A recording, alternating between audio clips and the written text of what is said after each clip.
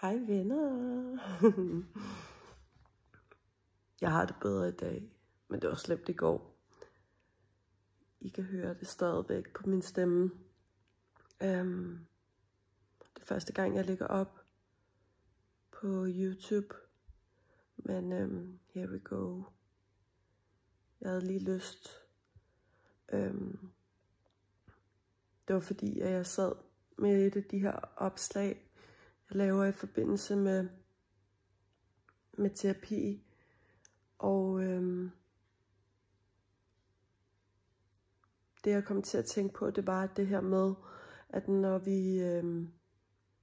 når vi taler manifestation, så hører jeg rigtig tit det her udtryk med, at blive den bedste version af sig selv, eller blive den version af mig, som allerede har, etc. something. Og jeg har altid sådan, du ved, fake it to you make it forståelse af det.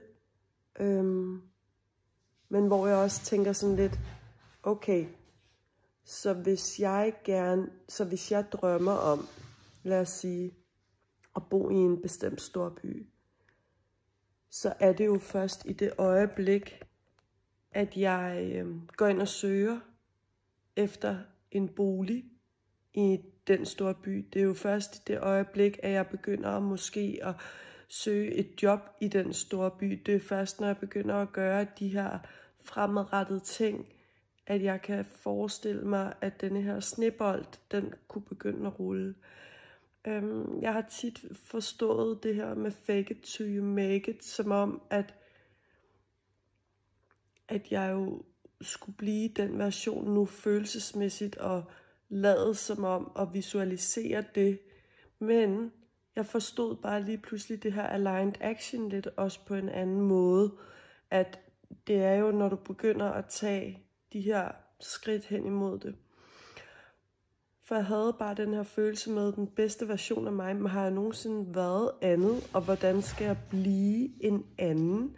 Hvordan skal jeg forestille mig, at jamen, når jeg har dette, så vil jeg ikke have den følelse, jeg har nu.